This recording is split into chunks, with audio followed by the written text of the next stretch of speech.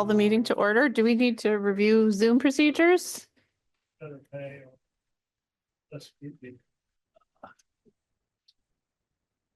No, we don't need to do Zoom procedures.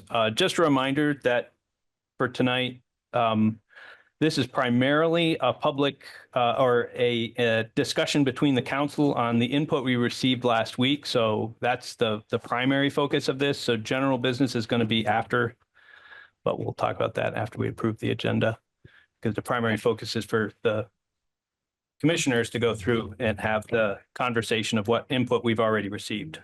Yes, right. Okay, would anyone like to move to approve the agenda? I move to approve the agenda. And I second. Okay, all those in favor? Aye. Aye. Great. Okay, I don't have any So- comments. Like Mike said, yeah, I feel like we have a lot of work to do this meeting because it was a lot of public comment that we got, which was exciting, but hopefully we can get through it all and make any needed changes. And Mike was just reminding me that we can, you know, of item number 4, we can do C and D on April 14th, once we've had a chance to look at all the changes made, and then we can approve the document with any changes we might make tonight, which makes sense to me.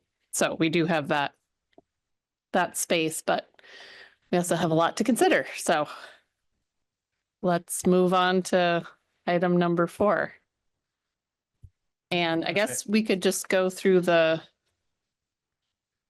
use the matrix to, All commissioners must be visible on the screen at all times. So I guess we'll need to, I don't know, Sean and Maria, I don't know if you guys can have your videos up and just announce that you're online.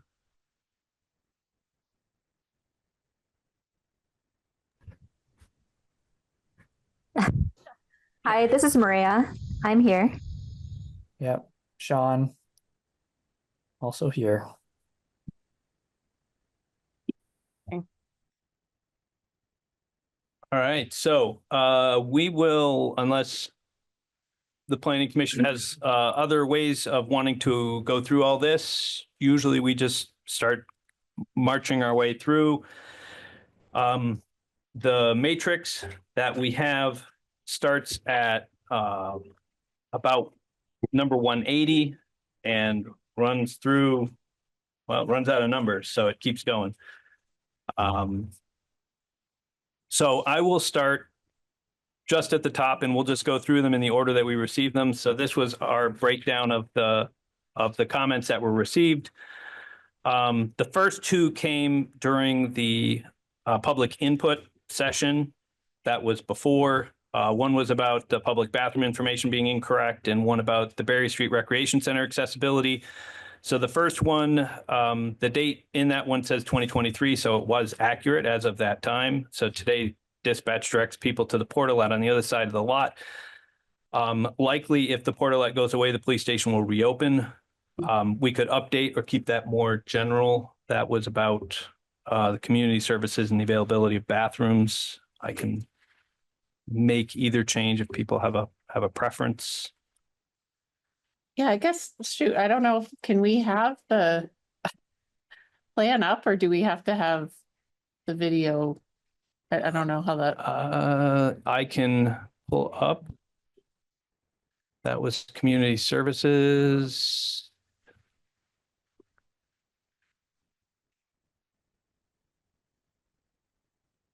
You can take your conversations outside.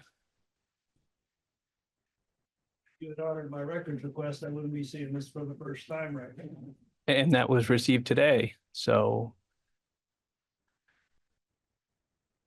Homelessness, that was under.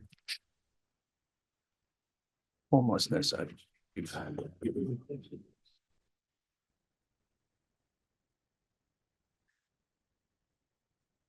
okay, I mean, we don't, maybe this is. I'm just trying to get to Yeah. share. I've got people who are, Oh, there we go. Okay. Just in general, it'd be helpful to. yeah, so I've got. Oh, Now I just lost it on my screen. It's on your screen, not on my screen.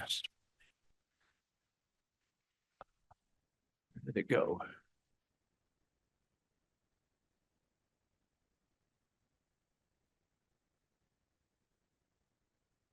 Just for a second.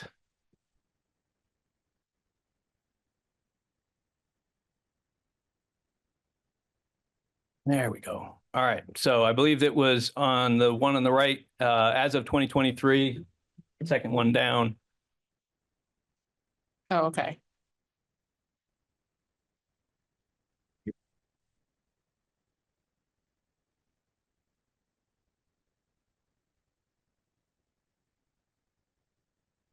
So it said as of 2023, the city and city hall, the police department, 24 hours, transit center, pavilion building, and others are available for the public. These should be mapped and signed and made available. So the comment was that the police department is no longer 24 hours because there is a portalet outside. So Okay, does anyone have I mean, I don't, this first item about public bathroom information, I don't have a strong feeling about. Does anyone think we need to make a change or?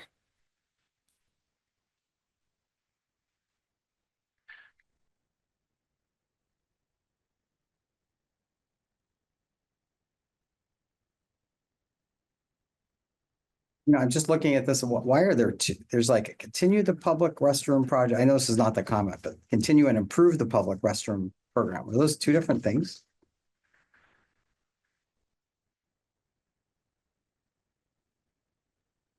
Am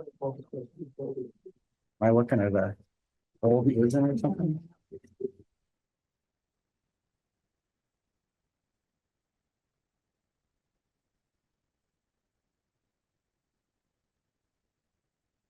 to jump back to get my pieces back again.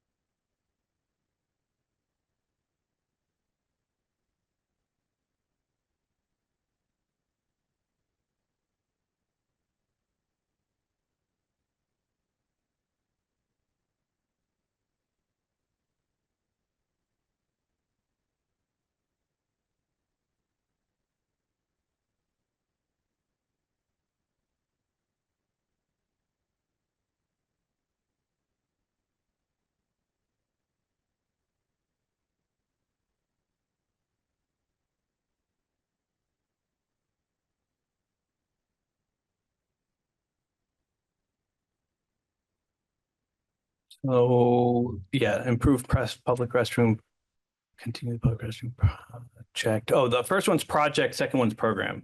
They're different. They're different. Okay, so the project is like that we're gonna figure this out. The project is about us building facilities, Building facilities, and the other one is about making them available. making things available. Okay, and so the comment was about that second one. And can we just delete that as of 2023? I mean, can we just delete after that? You mean delete that one sentence that's there, or the last two I sentences? mean, it's not correct anymore, right? So Yeah. I mean, if we just delete Yeah, we it, can just delete the last we two can acknowledge sentences. that it's important that that there are some open, right? We need to figure it out. All right. Is that okay? Sounds good to me. Going good. Okay, so then So delete last two sentences. So the next one was about the rec facility and the ADA.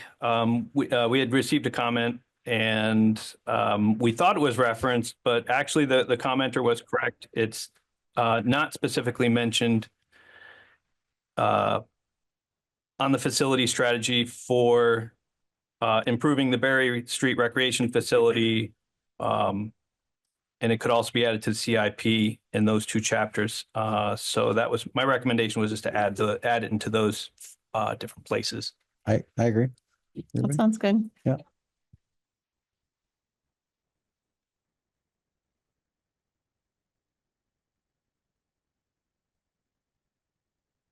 I have a suspicion these are fake people.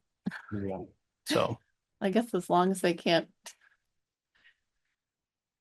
take our meeting. yeah, Oh, hey, Sean. I'm gonna take You it just to came in. just That's old the solution. school. Yeah, we got, Sorry. Kid handoff, but Yeah, it seems like that was a little crazy. Sorry. safer. Yeah. Maybe. so. So I'll make those changes to the various spots that I pointed out in there.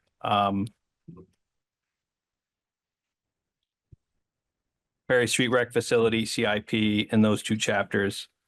It appears as a goal, but it doesn't appear as a strategy. Is that fine? That last part, there's a Oh. goal, not as a strategy. We had it as a goal. There was a recommendation when we were doing the plan to change and make the ADA transition plan a priority as we're doing upgrades. And so we put it in as a goal.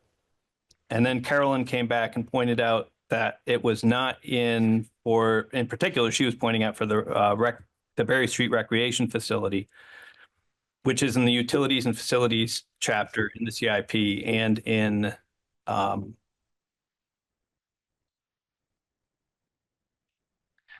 the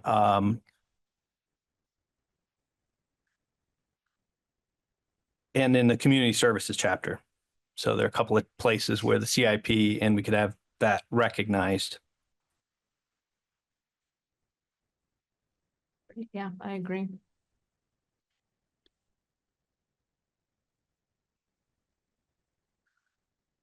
So heading down to what was public hearing comments. So we had a bunch that were written, typed, sent to us, and we've also had a number that were came at the public hearing. So this list can address anything from any section. A bunch of the ones I put in green are ones, unless people see that they think need to be talked about, I don't think need to be discussed. We agree with them. Going to make the changes. I'll note a few of them as we go through them. One comment was the ability to print maps from the storyboards. It's not required. And we've also looked at the possibility of doing that other than screenshots. That's the best way of being able to print those maps. So my recommendation is not to make any changes. It's not actually functionally possible and it's not a requirement under law. Okay. Yeah. I think if you looked into it and that's the case, then yeah. Comments have been made about the table of contents and a cover page for the archive version. We have gone through and we will be going through. That's the last thing we do because we have to make all the changes before we can make all the PDFs, before we can make all the things. So the last thing that will go up will be the archive version that collects all those. On the next page 208, a desire to put a table of contents on the welcome page. The staff disagrees with this recommendation. It's a very tight website. There are only 3 tabs, and most of the content is on the second tab, which itself is basically a table of contents.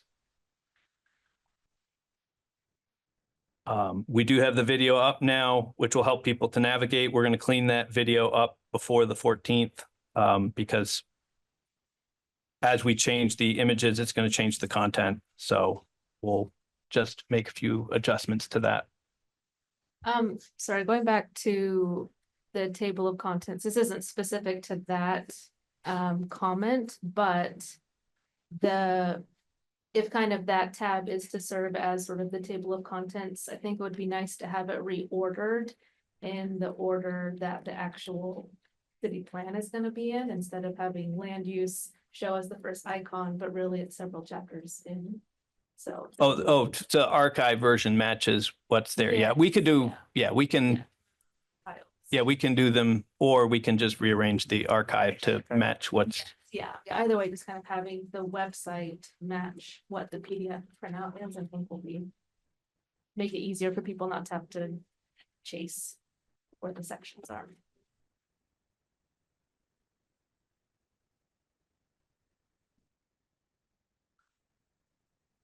I think Maria has her hand up. Yeah, Oh, okay. go ahead, I see it. Maria. Okay.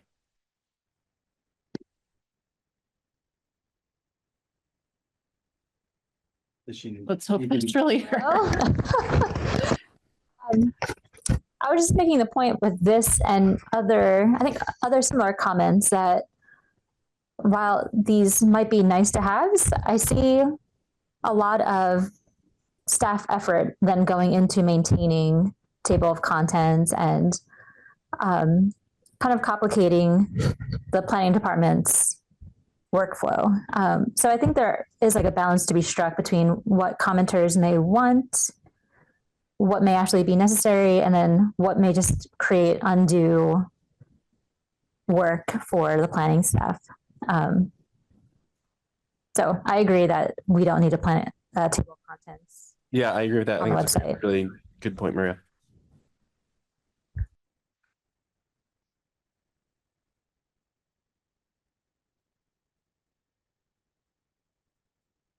All right, so that was that one.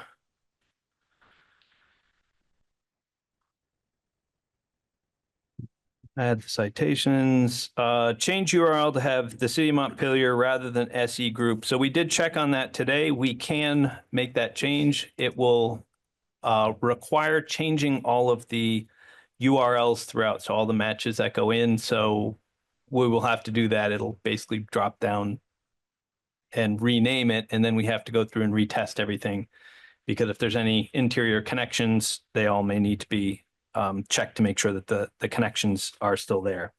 So the answer is yes, and we're hoping it's an easy process.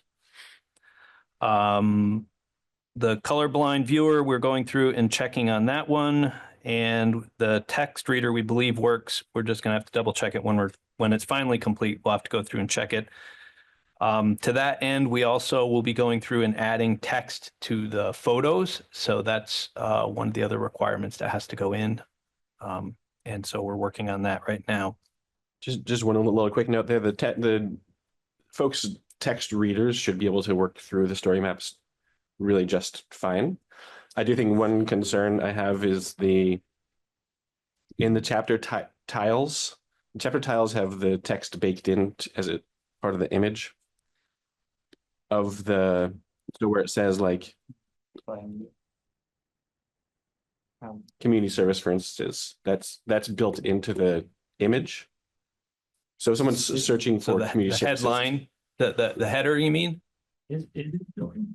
yeah, it's sort of like this is all baked into the image, that text. Okay. So it's not readable by a text reader. It's also not searchable by like a control F. So if the title could be separated as text, that would be my only note about readability by a text reader. Yeah, we've tried to go through and catch those. Yeah. So you're saying the tiles Yeah, are chapter probably tiles on the chapter page. And it could be redundant. You could keep it in there and just below it say community services. Yeah, we can insert the same thing we were doing with pictures. Yeah. Putting in picture of bridge with flowers. Yeah, so I wouldn't recommend spending time updating those images, but just make sure it's community services in actual text. Okay, so below it, if it has that, and then below it, it has community services, Yeah. PDF, blah, blah, blah. Yeah, because whatever text reader someone has on their computer will then be able to read that text, but not from the image. Got it.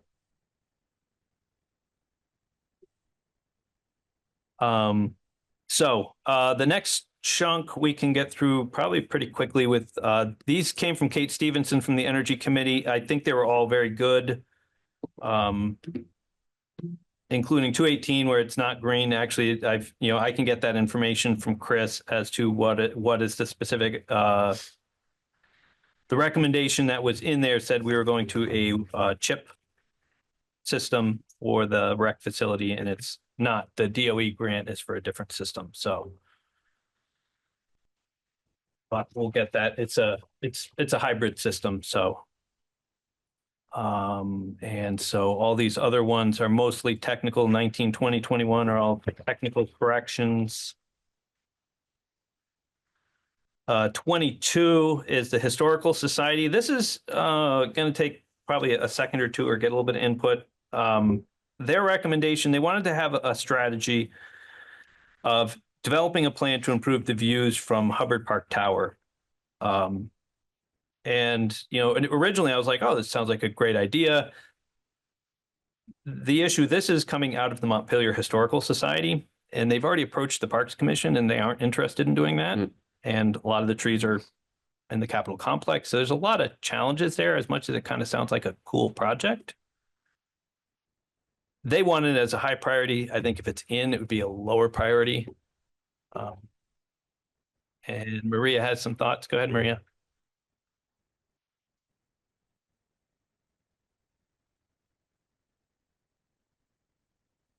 Oh, you have to stop muting yourself. Should I do that instead of just, okay. Well, my comments here were a bit, well, one, I mean, to me, in like the age of climate change, the idea of taking down a stream of trees to recreate a view of downtown Montpelier is maybe misguided. It might send the wrong message, I think, that of what we value. And then my second fear was that if we make this a priority, like a stated priority in the city plan, that it may impede future construction if a sight line is blocked by the construction of a building. So, I mean, I am very tentative on whether this is even a good idea. But I'm curious to hear what other people think. I don't support it. I don't like it at all. Yeah. The idea of a historic view shed is not appealing to me. It sounds like, for the reason Maria stated, that it's another, lever to pull. If somebody wants to build something that interferes with the historic view shed, that just another way for somebody to torpedo a project. I don't really have a very strong opinion either way. Personally, but I would defer to especially the Parks Department. If this is in the park and they've already discussed it and they're not in favor, that I would defer to that choice. Yeah, I mean, I also wasn't loving this suggestion either. I didn't even think of the reasons that were discussed about how it could potentially be used as a way to maybe be a hurdle for developments that ruin a view shed. But yeah, I don't know. I think I agree with Tim the most, where it's not something that I think is feasible to go through this whole process, and based on the view shed of like this period of time, well, yes, it was historical for that moment of time, and now in this moment in time, this is the historical view shed that we're living in right now. So I kind of don't see the need to get the view shed back to this one particular moment in time.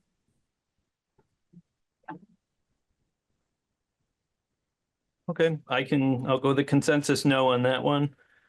The next set of comments, we've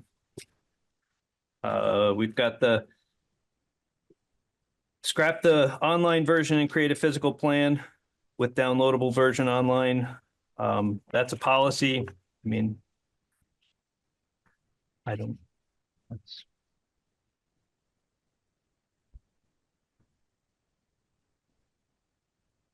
think Scrap the online version and create a physical plan with downloadable version online. Basically go to the archive version as the version and scrap the online version. I oppose that. I think that having a downloadable PDF along with the current online version is more than sufficient.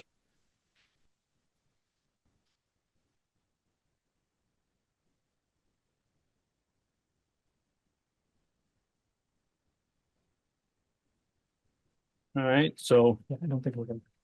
Okay. Let's see, consensus on that. So URL is different. That's actually technical. They have to be different. That's how websites work. URL from link in the story map needs to be the same link as the story chapters. That's actually a good catch, and we're going to go through and make sure that is correct. So what 228 was basically looking at was that if you were on the chapters page and you click on the link to the implementation plan, it has a link address. And if you go to the storyboard and click on the link address, it says, the shortcut that's within the storyboard to get to the implementation, it's a different URL and they should be the same and they're not. So we're going to make those the same. At this point, they were both going to the same document, but you shouldn't have the same, you should go to the same URL because otherwise you've got the same document twice as opposed to one document being referenced twice. So if you change one, you might forget to change the other. So that's a good one to update and we will work on. That's why it's orange. Downloadable PDF not readable, that's being corrected in the next version. We actually already have most of that complete, but that'll again come down to the last thing we do is create the archive PDF. Does that mean readable by a text, like a Readable, computer? yeah, for whatever reason, when you download from the storyboard, it downloads to a PDF, but it takes it as an image. Yeah.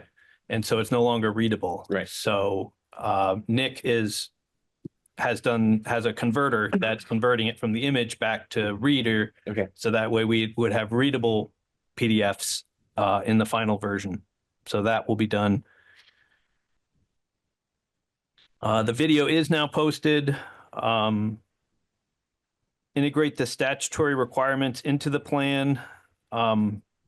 We can certainly add the required report into the additional resources. This is going to come up in a lot of these suggestions coming up.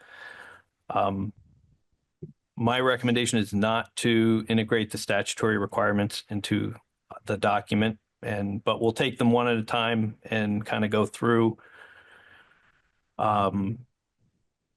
Aaron was going to go and work on a quick rewrite. There were comments about the landing page and the readability of the landing page. So Aaron was going to take a stab at rewriting that. So if you guys want to give authorization for Aaron to complete that rewrite, he's just going to go through and make it Word. He's going to wordsmith it because that was one of the ones that wasn't done. So he's I going think to that makes sense. Yeah, that's good. And I liked Thomas's edits to like suggestions of what it could look like too. Right. to do. Yeah, I gave those to Aaron.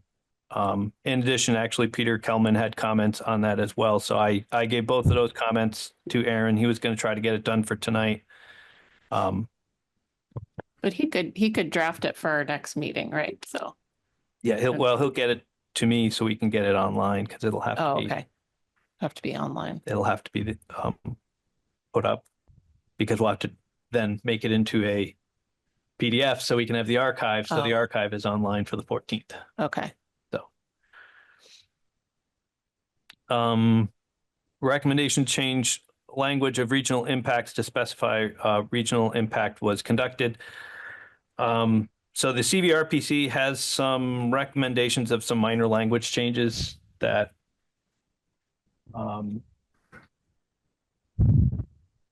because of how we've done this, they recommend a simple statement. A simple solution is a statement that Montpelier Planning Commission considered Berlin, Middlesex, and East Montpelier town plans, as well as the Central Vermont Regional Plan. No inconsistencies among these plans and the Montpelier plan appear to exist. And so I tried to kind of say that when I did it, but I wasn't as direct as that one is. And we have submitted this to the regional commission, and all of the neighboring towns have received copies. So we will review and add those. The copyright question is actually the copyrights we asked, and they can and should be removed. So we have removed the copyright.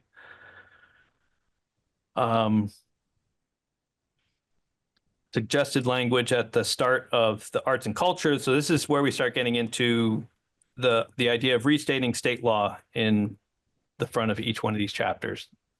there's no requirement that we have to restate state law. In this case, it's relatively short. In others, it's quite long. And if we want a document that's readable, my suggestion is we add the required report to the additional resources and not restate them. But that's a policy question for you guys to decide.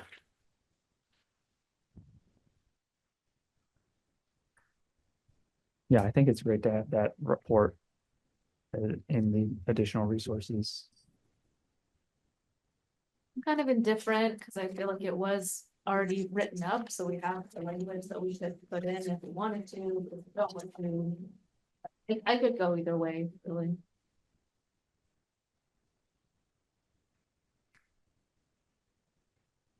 And my comment on this, my comment to the comment was that I think statutory language would hinder the public's ability to read the document. Statutory language is not easily readable. And I think it can get complicated. And I think for this, this is a public facing document. So we want something that has plain language, that's easily understood by everybody. And if there's no need to put statutory language in there, I don't know why we would. I agree with that as well. I think this should be as accessible in all sorts of that word, definitions of that word as possible. So I think I would lean towards, I think what Sean said about putting it into additional resources. Maybe that came from Mike as well. That seems reasonable to me. All Good right. to me.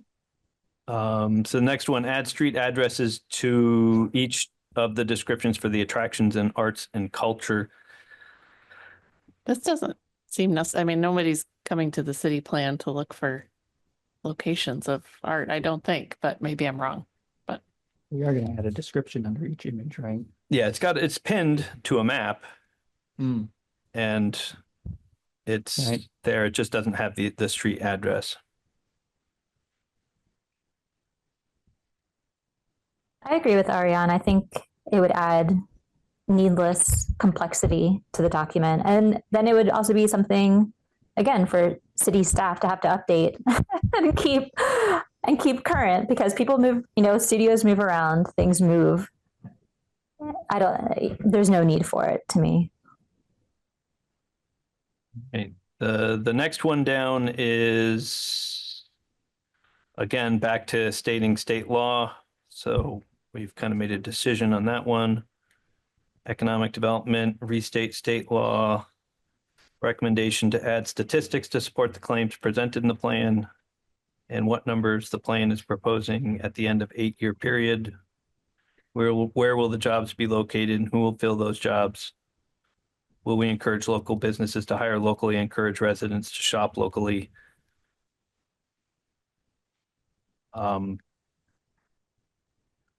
I put in as my note, I'll review, and I'm working with the RPC to go through, but we'll review any statistics requirements to make sure there isn't anything that's missing that's required. The rest of it would be policy decisions on how detailed you want to get with recommendations. But I mean, in general, we haven't had really specific discussions of which jobs, we want to increase. I think that gets into the weeds a little too much.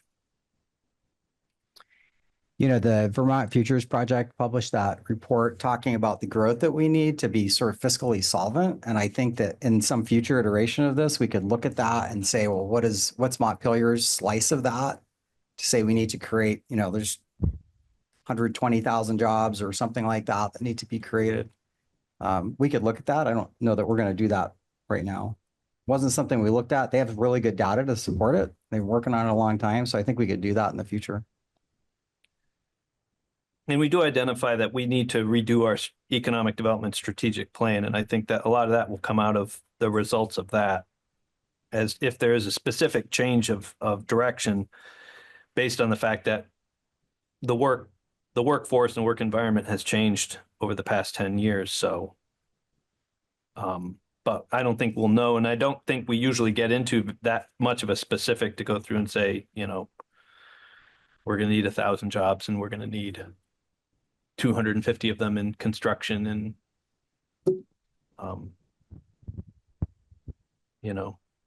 usually it's really trying to make sure big picture, you've got the space, if we had 0 vacancies for commercial and we've got demand for commercial, then that impacts how we create our land use plan. Do we need to open additional areas up for additional development? But I don't think we're in that place, but I would suggest I'll continue to look at the statistics requirements.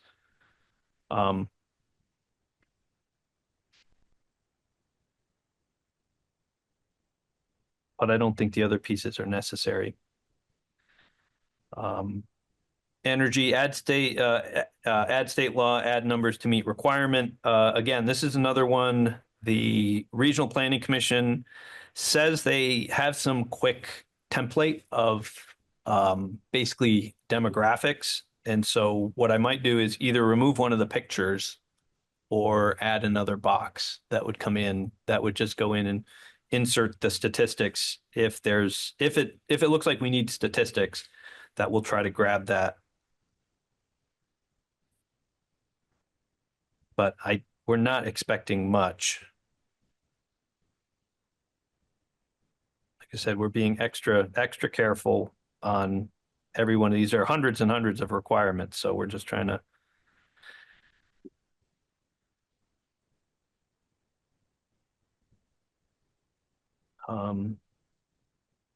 add state law. We've talked about that. Housing, add state law, expand the city plan to include additional information. We'll have a lot more on the housing later on.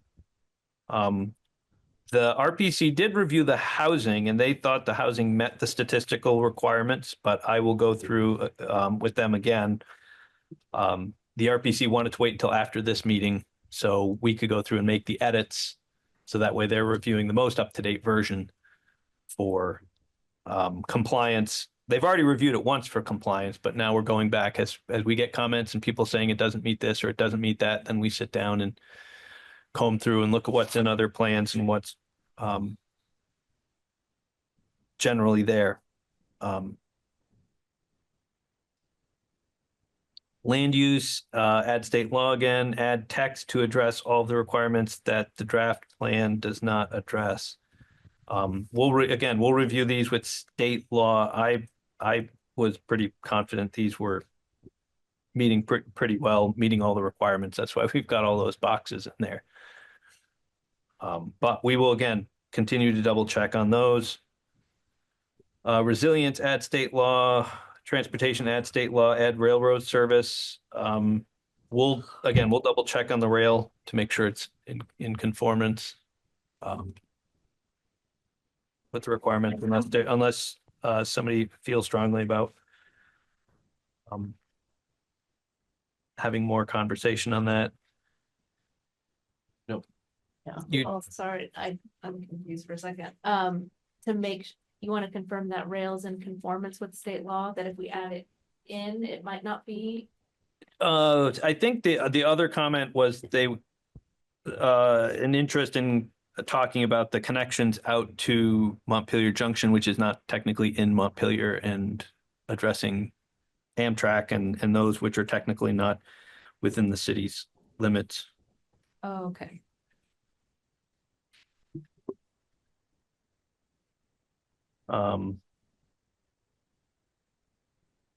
Utilities and facilities, add state law, separate Berlin and Montpelier customers. That's not necessary. Our water and service utilities service those two communities as well, or portions of them. So, but we will see if we can label the Belco and GMP. We think that's probably easy. We'll have to just look into that. We just put the utilities up. We did not just differentiate between who owned what utility line. Label them on the map. On the map. Yeah.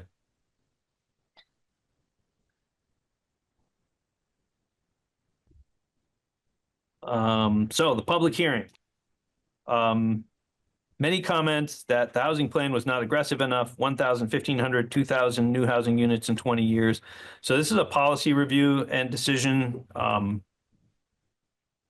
we have a bunch of other ones. I don't know if you guys want to save a couple of these for the end, but that was one. We got a lot of comment on that one So can we, as to can we what we tackle want to this? do, and then I Yeah. can insert it into the housing or into the land use or both. So the Let's Build Home comments, we had a lot of comments, but it's based on Vermont Housing Finance Agency data about what we actually need.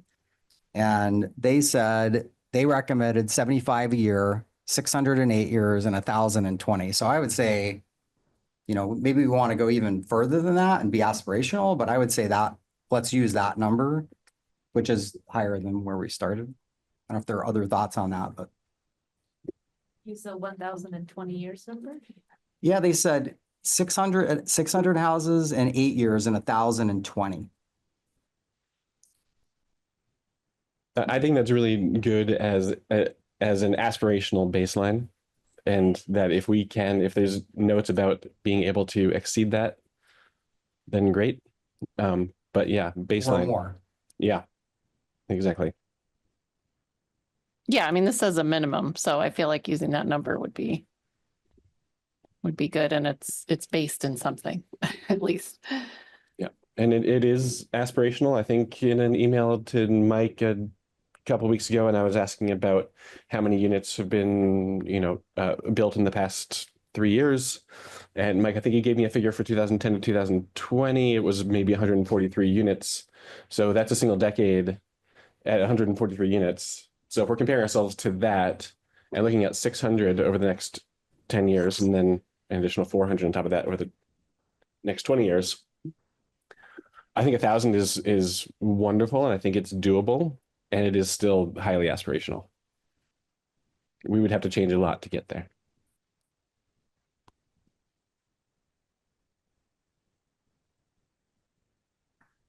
But I like being able to, I think using Let's Build Homes as a reference is a very good one. So do you want that 70, they said it's 75 75 a year. Yeah. to start? And is that kind of capturing what the sentiment was of the public comments, which is like, we need to make this as big and bold as possible, So do we want to go bigger and bolder? I don't. Well, be tone deaf to what people were saying, Agreed. I think the sentiments were aggressive. 1,000 as a baseline, and I heard 1,500, 2,000, and someone commented about doubling. So that would be 4,000 in the next 20 years. I was gonna say 1,000 over 20 years. For perspective, we have 4,000 housing units here in the city right now. Yes, that's what I'm talking about. So a sorry. The idea of- 1,000 house increase would be a 25% increase of the Yep. number of houses we have today. Yeah, no, someone was commenting about what if we do an additional 4,000 in 20 years and double the size of the city. So there were comments about really going very far in that direction. So we would be honoring, but just honoring comments by stopping at that 1,000. That's why my comment is to say to use that as a baseline. Yeah, I mean, I guess it's hard. I mean, I'm all for going for the biggest number possible, but on the other hand, I wonder, is there tremendous value? Because as you said, it's it's very aspirational, and I support that. But I'm having trouble understanding, like, are we just, what's the value in being aggressive? Are we going to really be able to use that in a concrete way to develop housing? So, or maybe it doesn't matter. I'm just thinking out loud. Big number to show, hey, we really mean it, or is it like, okay, yeah. That was Yeah. conversation back and let's. So at a certain scale, what happens is you're going to start running into, have we planned, or if that is the goal, then we need to plan for the ability to accommodate that. So at a certain point, we'll be exceeding our ability to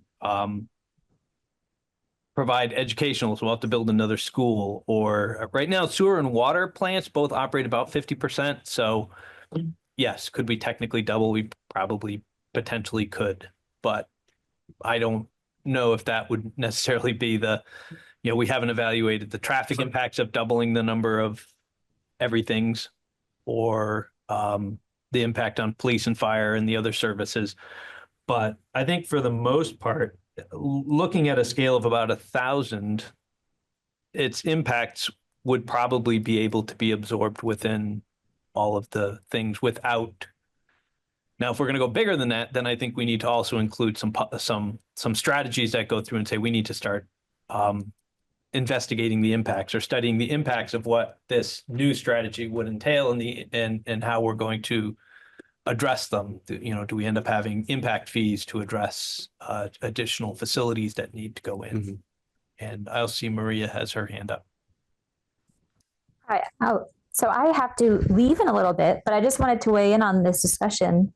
And kind of piggybacking on what Ariane was saying, that I am for putting a larger number down as a goal, but I think there has to be, if we do that, I think there has to be a discussion of what we can actually do to see that number come to fruition. And I think I forget who it was, one of the people commenting last week said that scale of housing is that the city would have to approve, a construction of 40 units at a time. And so what does that look like? And I think that is maybe what Mike is also getting to, that when you are allowing or when you want construction at that scale, how are you going to go about it? What type of building are we now talking about? I don't think we're talking about 1,000 single family homes. Maybe we are. I don't know what others in the planning commission think, but to me, this is indicative of we need large scale development. And I would prefer for it to be infill, like one of the other commenters mentioned, but that means a lot of changes to the zoning as it currently is. So I think, putting a very large number in there sounds great, but I think there has to be the work on the back end to show that we actually mean it, and this is what we're willing to do to see that happen. But I do need to go. So thank you. Thanks, Maria. Thanks, Maria. All of my comments are in that Google spreadsheet, as much as they're worth, but just kind of my thoughts on this whole discussion. Thank you, guys. Here's one of my thoughts on this is that, so with Sabins and Country Club Road, we're looking at how many units between the two of those, potentially over 500, right? Yeah. I mean, that's going to probably be between 500 and 1,000 units. That, like, those two would get us most of the way to 1,000 unit 20-year goal. So that number is, not unreasonable. Something larger than that, it's within reach as well then. But I'm happy to use those numbers that Gabe tossed out there. Like, especially in the context of Country Club Road and Sabins, they're very reasonable as a base. And it's not like we can't, adjust the plan if we realize we need more, right? We're just saying, look, here's some pretty prolific housing experts that recommend something that's based on data. This is what we need to do. We need to do this. We need to get there. We need to figure out how to get there. And, and if we need to change it in a few years, then we'll change it. Yeah, I agree with that. And I think this is a big difference from our recent 30 history. units a year or something. So I think it also, people will respond to this in multiple ways. What we saw last week was, a real big push for going as big as possible. That's not going to be the thought of purview of everyone in town. So I think finding something that feels sensible, reasonable, especially with those two big projects, I think a baseline aspiration of 1,000 or more seems good. Agreed. Okay, so do you have, No, that's pretty much the consensus on the 75 a year or and 1,000 over 20 years, and we'll okay, integrate that into the housing and the land use. We'll see where they plug in appropriately into both. The next was to amend the zoning. So we already have the unified development regulations in there as a strategy in housing and land use. And we can go through and detail some of those other points that were put in there, subdivision regulations, major site plans, as discussion items that we can continue to look at. So my recommendation on this one is that, and I know, Mike, this might sound offensive because I know we're constantly reviewing the plan, the zoning rules. But instead of saying amend and continue to administer, right, which is like more of the same, I think giving permission was what we heard. We want to hear that. And I think, again, using the language of the let's build homes, I mean, let's dramatically amend the zoning bylaws. Let's put that in there, dramatically amend unified development regulations. I was, That gives permission. I'm sorry. yeah, no, I was going to suggest amend the unified development regulations to encourage housing development. Or dramatically is fine too. I mean, I don't know, if we're looking to give permission and we want people, that's what we always hear, these plans, and I've actually seen it. Plans are used as weapons in the DRB to tank projects, right? But if somebody can come in and use as a positive weapon and say, look, you say right here, you're trying to dramatically amend the zoning. We recommend that you interpret this particular interpretable clause this way. I mean, that also is a weapon. And I think, it's dramatic, but I would use it. I mean, I don't know what other people think, but dramatically amend. That was what was recommended, and I agree. I think it's consistent with the feedback that we've heard. Yeah, just as a stylistic thing, dramatically, but I'm with you in spirit. I think, yeah, I just was Hung up going on to the say, dramatically, but I think it is. I think it is. yeah, I would just add to encourage housing development. I don't know what people think of that. And take out, like you said, continue, because I do think it gives this feeling of stasis or, yeah. Do we want to mention, Mike, you had mentioned, do we want to mention any things that we'd specifically like to review, such as the height restrictions, the parking restrictions?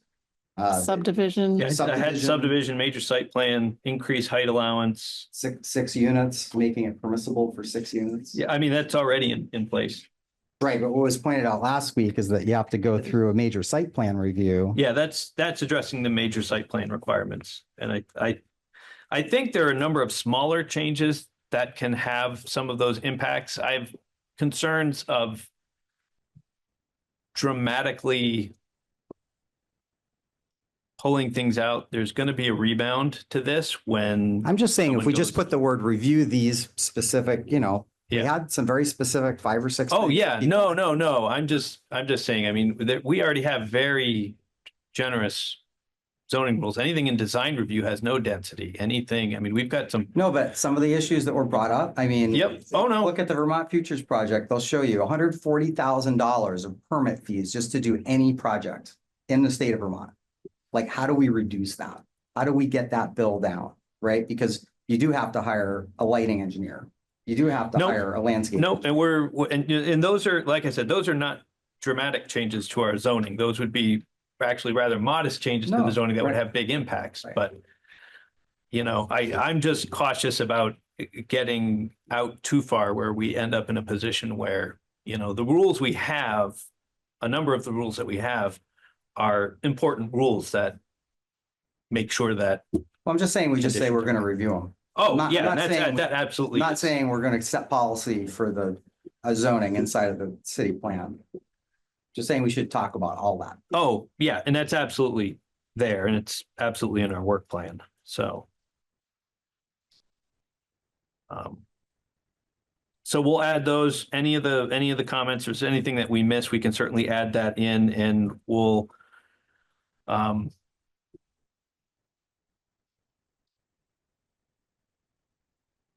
remove or edit the continue to administer.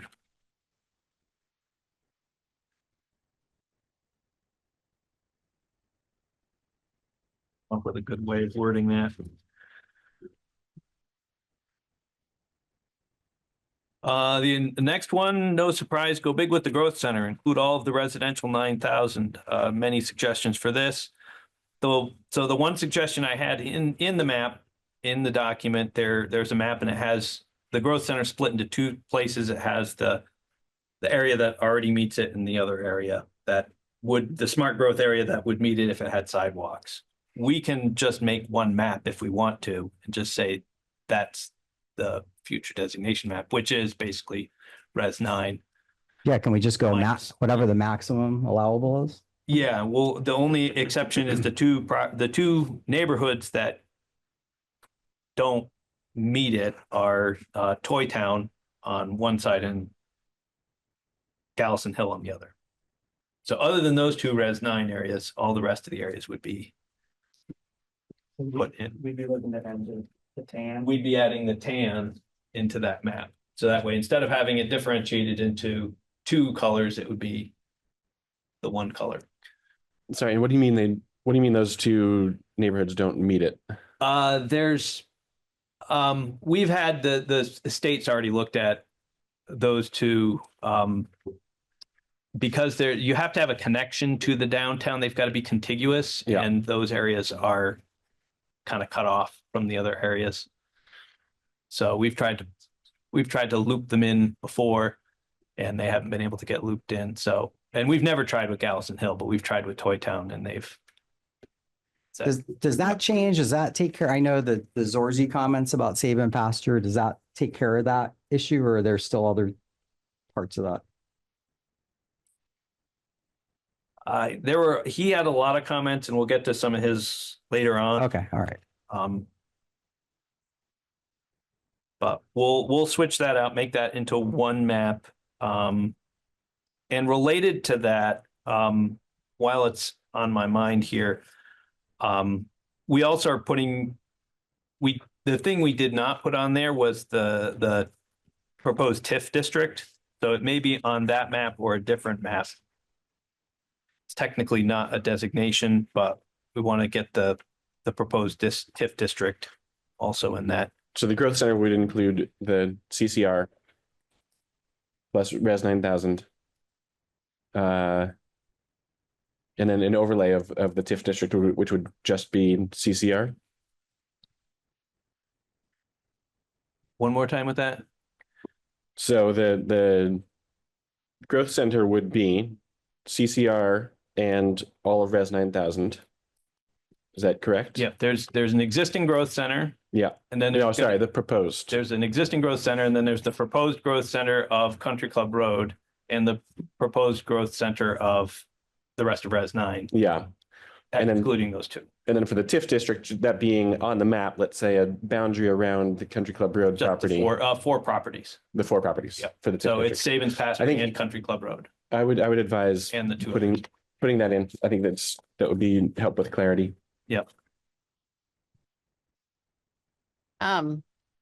I just thought of this, but does somebody have the Google Doc open so we can, since Maria took the time to make some comments, I don't know if I forgot to bring my laptop up first, but I have do the have PDF it open, but I and don't I've have the- been looking at her comments.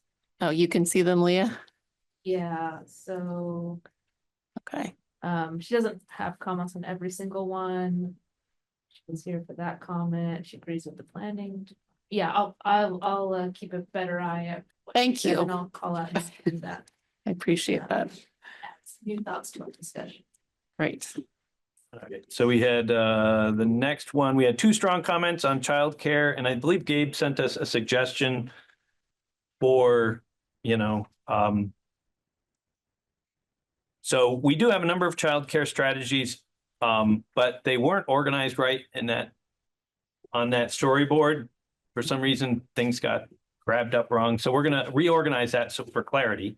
So that's the first thing. And then the second thing was Gabe did send out some suggestions,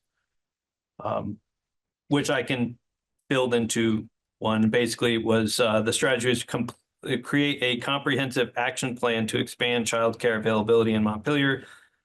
Collaborate with city officials, state agencies, and private landowners to identify, repurpose, and underutilized spaces for new child care facilities. Ensure that child care is incorporated as a key feature in future city-sponsored development projects like Country Club Road. Pursue grant opportunities to fund the training of new child care providers and growth of existing child care services. That falls in line. Maria had a comment. Is there anything new to this? Anything new the city can do to encourage childcare centers? So I feel like what you listed does a good job. Addressing for comment. Agreed.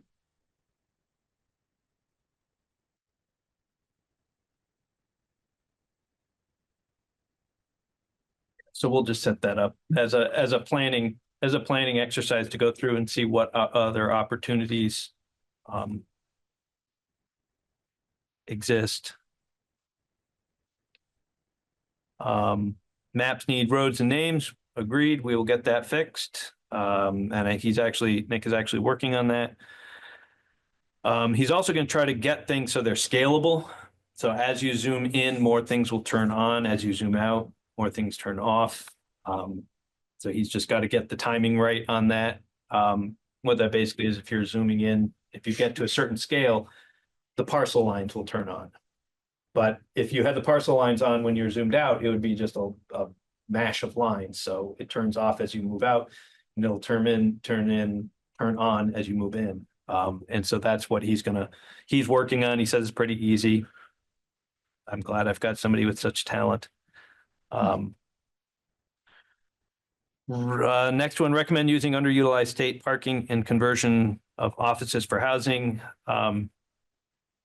We could add utilized state parking lots as a strategy, but I'm not sure our role other than to ask them to sell to developers. I mean, there's not a lot we can do with state stuff.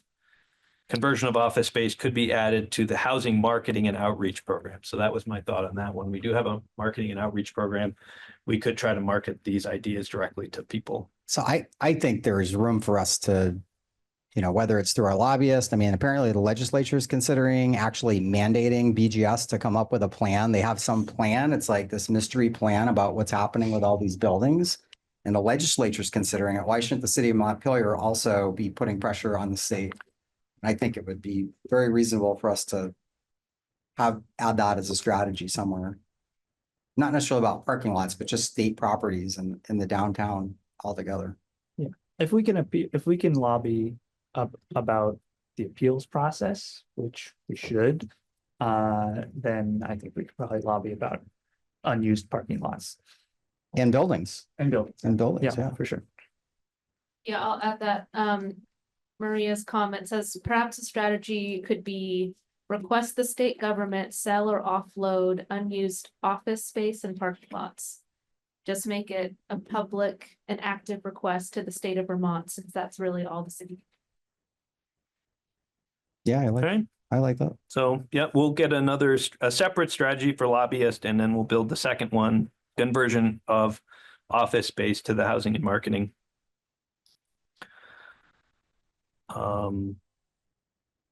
It doesn't like the word of sponsoring. Somebody made a comment so when we do projects with Downstreet and things, we usually sponsor their community development application, and that's the word I've always used.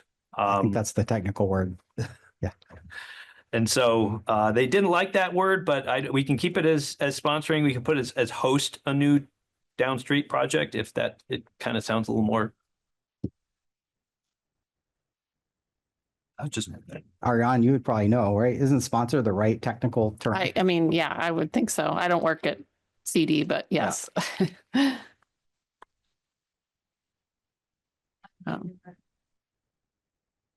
What? I have it different. Okay, yeah. I think. I mean, it's sort of specific to the community development program, but I don't feel like it's an issue. If Yeah. that's the case, if it's specific I mean, if it's a known term, I think we should stay with it. Stick with it. Okay. Like I said, I don't think it changes the policy or the impact in any way. It's just one specific mention of green space in association with the river corridor. We'll need to review various chapters to see if this was mentioned and or where it could be inserted. I do know later on, we've got a recommendation that was emailed to you guys from John Copans about the River's Edge master plan. And so that may kind of double bill, that might work to fulfill this request as well. Yeah, I think resilience is a good spot for that too.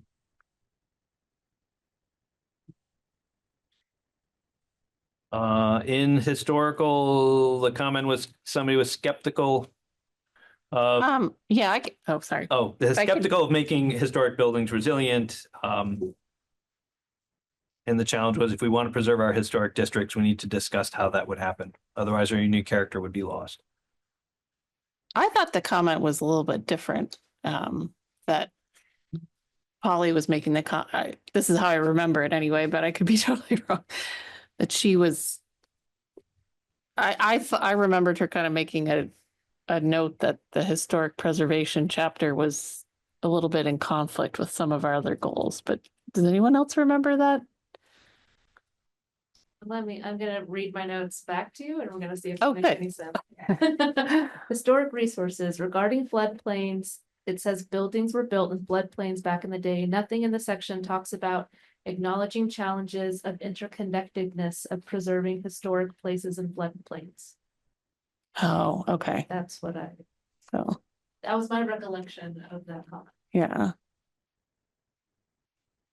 Nothing talks about acknowledging the challenges of the interconnectedness of preserving historic places and floodplains. Maybe that's different than what this comment. And it's not in. Guess I'll have to see. I could check to see if that's in synergies. I thought in synergies, we were pretty clear about the fact that that was one of the challenges of historic buildings, were that they don't meet energy code and they don't meet flood codes. And that becomes an issue. We want to preserve these on the one hand, and on the other hand, they lead to challenges. So I thought that was kind of already addressed. Well, I don't have I don't have a strong opinion about adding something here, but unless somebody else does. There was a suggestion and written comments we got today that's related to this, which talked about, I don't know, maybe getting a planning grant. That wasn't the words that were used, but the idea of doing like a study to try to help property owners figure out how they might be able to make their buildings more resilient.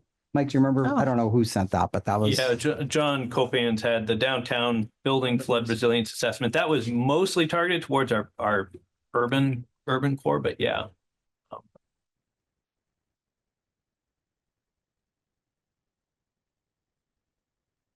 So. Well, I'm fine not making a change with this and talking about John's comment later. Yeah, I'm fine too. I'm also skeptical. In economic development, making natural areas a part of economic development pillar, wetlands and wildlife. I thought most of that was captured, but I don't have specific changes to recommend. Yeah, I think that, we talk about kind of ecotourism aspect of Montpelier. So I think that, I don't know if they just want the wet. Yeah, I think wetlands, and they wanted to add wetlands and wildlife. Yeah. Just more They were talking specific. about bogs, and marshes. Yeah. Yeah. to mention Oh, yes, about greenways and wetlands as economic drivers along with other outdoor tourism. So, bird watching. Yeah, which I'm fine with that. Okay, I will add more greenways and wetlands as economic. drivers. greenways and wetlands as economic drivers.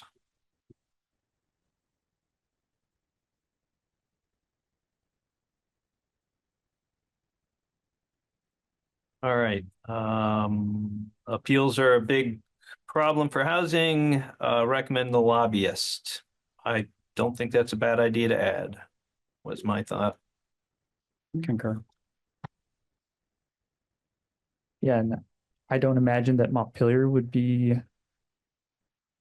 I only on the hook for this lobbyist. I imagine that you could probably recruit some other folks who would be interested.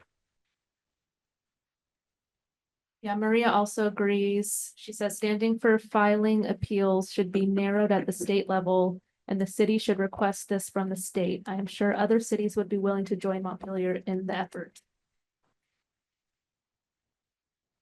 Yeah, I'll try to work with VLCT and see if that gets any traction. This should be bigger than us. It's been mentioned by the administration too. Yeah, I think it's been in different drafts, right? It's just the appeals Yeah, process. but I it don't gets knocked necessarily out. think the recommendations that are being made are good recommendations. I think there's No, I mean in draft legislation. Oh, appeals yeah. process, but it just I've been looking at hasn't the- made it through committee. I'll yeah, just as I look at those bills though, the recommendations they don't go as far as I would recommend. You know, there's no requirement that somebody who lives on that 10 people on Terrace Street can appeal Country Club Road without proving any damage. Yeah. Generally, there's a requirement. If anyone else, if you're in a butter, you've got to show damages. But if you're 10 people who aren't in a butter, you don't have to show damages. And you're like, well, that just means any That 10 doesn't- people who doesn't want make any sense. to claw up the system can claw up the system. And they're like, well, we'll make it 20 people. And we're like, how about you not allow No, anybody just let's get rid who of it. can't provide damages? Right. If you have If you no don't- damages, You don't have a legal cause. if you don't have damages, you can't appeal. I did see somebody recommend a percentage of a town population. Oh, yeah, That you that's- go up to 20% or something. That's Make the awesome. hurdle a little higher. We will add that one in. The next one was a kind of a big, bold one put out there. Recommendation for a new strategy to have $20 million revolving loan fund for housing development. Bond big business to help the fund. I think it's interesting, definitely outside the box. If we add it, it may be ones that we study for the potential of, as opposed to recommending that we do it, because I don't think we can actually do such a thing in our current financial situation. I think we would have to have some planning that would go behind that. So we could study the idea or. Yeah, I like adding a strategy in the housing chapter about further study of public investment for housing development, including, specifically mentioning this. Because I do think, I support simplifying zoning and all the steps we're taking here, but I think, for housing to really happen, we need more public investment. And I'm not just talking about, affordable housing, but, TIF districts and for infrastructure and all that stuff. So I think it would be useful to acknowledge that somewhere in the housing chapter. We're not going to do it all by eliminating zoning barriers, in my view. Just add it as a strategy, as something to study. Yeah. Consider. No, I think research. it just like reminds us, or to Yep. me, it like reminds the city that like you need to keep seeking public investment opportunities or ideas. All right, so we will add that one in. General comments on regional dispatch recommendations not taken, lack of vision for Country Club Road. So currently the council view and that of the police department, the dispatch department, is to maintain our current system of local dispatching and contracts with others. And as I said, we've agreed to put in the strategy of reviewing the studies that come out of the state. The state is looking to, they've completed their study, but it hasn't been put into anything to operationalize it. So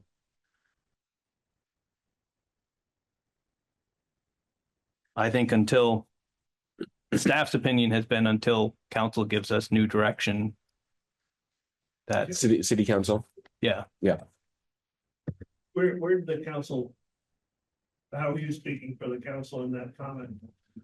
And I don't- we're not taking comments I- and that's, Yeah, I don't think that, I'll just address this very quickly. I don't think that Mike is speaking for the city council.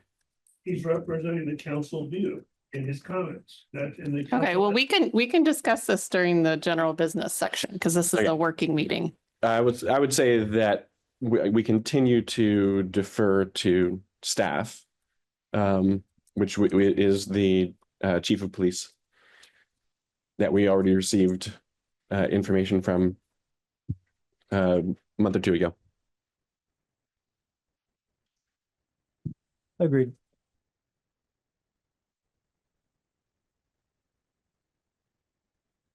all right. So housing plan was weak. The resilience is better. Not many changes from 2010. Map's not useful. All about resiliency. 33 implementations, many are continue. So resilience was barely in the 2010 plan, so I'm not sure why he would made that comment. All of these are continued because they are ongoing efforts, and a lot of that's because of the work that the Montpelier Commission is doing. That's not to say we are resilient or that we're going to be resilient when these things are completed, but we have a lot of initiatives that are ongoing, and so we should reflect that. So Mike, my comment on this one is, that it was an added chapter that we asked for coming out of the flood, right? It's not statutorily required. We asked for it. It's a starting place. I agree that there's a lot of things not addressed in there. When I brought it up, I was mostly thinking of the loss of foot traffic we have from state employees. That's my resilience issue, is how do we maintain a downtown with, a couple thousand less people coming into the city? And certainly flooding is, we need to pay attention to all that. I think we can work on that in future years. So I appreciate the comments that were given. I think there's a lot of other things that can be included, but I think we're fine. My view is that I'm very grateful that we got that chapter to acknowledge and just say we need to do some more work on it in the future. Yeah. Your other Yeah. views. No, yeah, because also in that same comment, it's like pass this to the city council so they can start the process to meet the growth center application and TIF. And then immediately amend it. So it's like, hey, like exactly what you were saying, hey, we can do better than this, but also don't let this derail you from just like getting on to the next step. So. Yeah. And Peter gives a lot of great input. I'm not sure on his, I don't know if he wants you to use a thesaurus on, continuing or implement. But I'm fine using the same word or using the word continue on things. It's still describing an action, right? That was the goal, was to have, something that wasn't passive.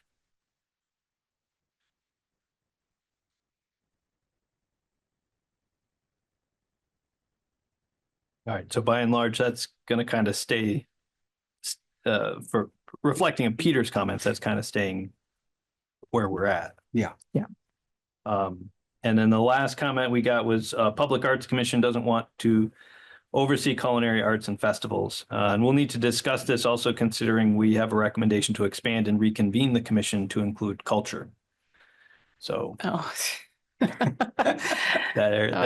that. a Okay. little bit of the rub that comes in on that one. So what- Well, Oh, I think that we got, as we were doing the arts and culture, we got public feedback saying, this is just, art on buildings. Why aren't we including, the performing arts, music, that type of thing? And we said, oh, well, I guess we could include that in our arts and culture stuff. But if the folks in charge of arts and culture in the city don't want to deal with that stuff, then I don't think we can force them to. I want to add Maria's comment in here. She said, the Public Arts Commission was created to act as an advisory board, quote, in any matter pertaining to art. That the current commission sees its role limited to visual arts is informative and perhaps something that needs to be clarified in the city plan and by city council. So kind of what you're saying, like, oh, okay, like we were interpreting this as, as any matter pertaining to the art, but if the arts council is aware Redirects of that, them. then we need. Yeah, we can't make them. Do that. So what would be the thought? We do have, So what's the specific, is there some specific language that says the Public Arts Commission is overseeing those, or is it just that we mention festivals and, I mean, I don't know what Maria's quoting, but it says in any matter pertaining to art. So I don't know. But that's, Something. I don't think that's something in the plan. That's something, That's probably is like whatever organizational document yeah. statute. But it, Oh, yeah, we don't have statutes in the city. We don't. Yeah. what would just been the direction they were given. when I mean, they were- I guess- When they were formed. my the feeling charge. is, yeah. Since this is kind of a bigger issue and they didn't suggest specific language, is maybe to just let someone in the Public Arts Commission know that we're punting this until the city count. I mean, I don't know. That doesn't seem like something we can resolve tonight. I agree with that. And also I'm looking at this chapter in the plan right now, and it says, I'm just looking at events, like search for events. It says for the events relating to arts and culture, draw people from the region to visit Montpelier and patronize local businesses. That's true. And then towards the bottom, it talks about how a number of events and festivals hosted and sponsored by Montpelier Alive, Langdon Street Alive, and that the commission supports. That all of that stuff happens. So, and should continue to happen. So we wouldn't take that out. There's other entities besides the Arts Commission that does events. And I don't think we're explicitly saying that they are overseeing it all. solely responsible, but we do have a strategy of reconvening the Public Arts Commission as the Arts and Culture Commission. So they Oh, basically proposed to that. They don't like that They- strategy. In the strategy. They Oh. didn't directly comment on that, but probably they didn't know it was in there. They must have, they probably read the storyboard, and the storyboard had maybe somewhere in it under, who's involved, maybe it says Public Arts Commission does X, Y, and Z or something to that effect, and it included those pieces. So I'm not sure, but he was, Ward was pretty clear about his yeah. not wanting to be a part of that, but I mean, there's going to be a certain amount of rejiggering that may be going on that we're going to have to see in the next 6 months to I year. agree to let that go to city council. Yeah, and, Yeah. and maybe can we just send an email to the Arts Commission and say like, just FYI, we couldn't figure this out, so, but we need to move the city plan forward, so, but you'll have an opportunity during the city council All right. process. Sure. City Council can tell us to change it. Yeah. Maybe some of the questions that we have for them, they'll be able to think about and then like give Yeah. it to city council in a constructive. And there's a potential, as I said, there's been some conversation. The city council wants to collapse some. We have like 23 or 24 right. committees. Yeah, I did They want to the get survey. rid of some of them. So one thing that has come up is that you've got public art and you have Montpelier Alive, and there's some overlap in there. And where, does Public Art Commission become a subgroup of Montpelier Alive? But the public art is owned by the public, and Montpelier Alive is technically nonprofit. So we may need to keep it. And so there may be a greater discussion of how we work on the overlaps between those two and the goals of the plan. But for now, that's we'll leave it as is and move on. Additional comments to increase housing targets. I think we've gone through that pretty well. And growth center. Additional requests to streamline zoning, see above. I think we got that covered. Comments that city plan only minimally describes the need for owner occupied single family home production. My comment was statistically is the demographic she describes as a small percentage of households, which is why we have targeted rental housing. Households with 2 wage earners and a child, which is somewhat what she's talking about, is 7% of our housing. The last time I found the data, 93% are not. Some families are living alone. Last time it was like 43% are people living alone. Another 15% are single parent families. Then there's a large group of non-family arrangements. And currently more than half our stock is single family detached housing. So the reason we always talk about the need for more apartments is simply because we've got a lot of housing that is, not that single people and couples can't own a home. I do, but that the preponderance of, there's a lot of people, 43%, between 40 and 50% are people living by themselves. And so that means 40%, 43% of the people are, probably not shopping for owning a single family home, detached home. Well, I think that we're not discouraging single family homes in any way.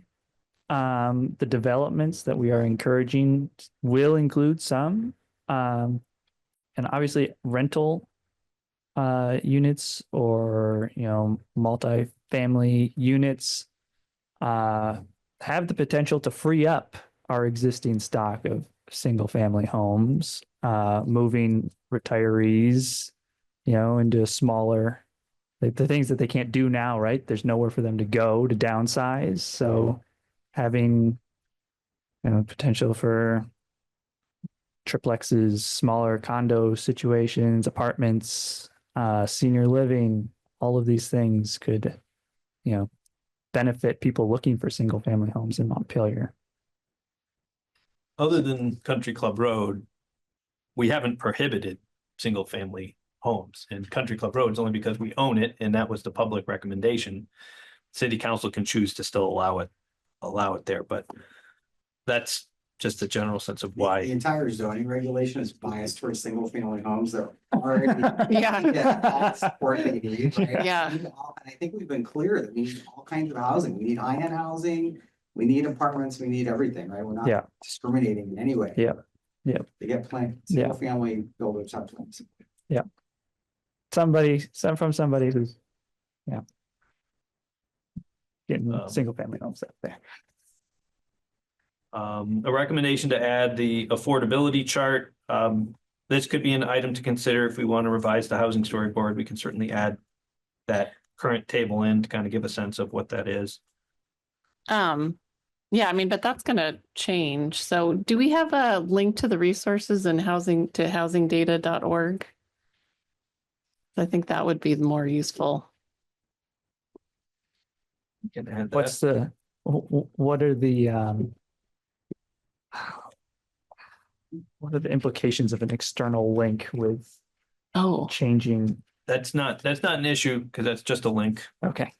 Now, if the link gets defunct, then there's nothing we can do. It'll just end up staying there be a for- dead link Or or at least yeah, and that's for the, maximum 8 years. So if anyone doesn't know, that's what the Housing Finance Agency, they update all the data and that's very useful.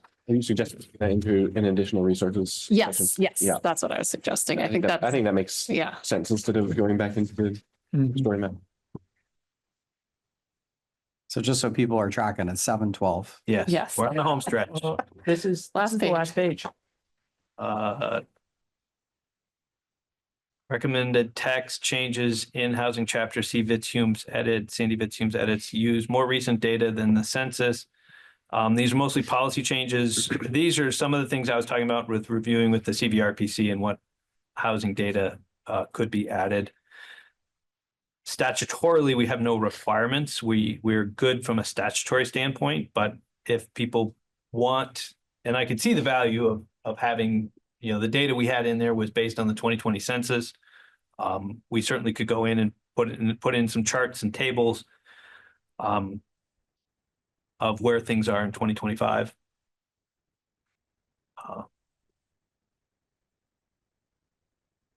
But the affordability data is just, some of this data is harder than it has to be to get.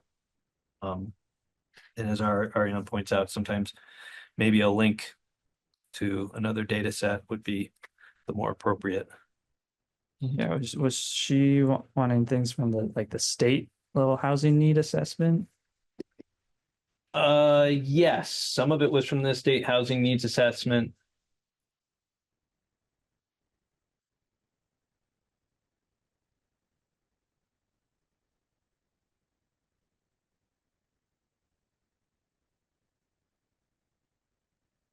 find her comments really quick or not. Don't want to get too hung up. Oh, there. So she went through and made edits that were in the document itself.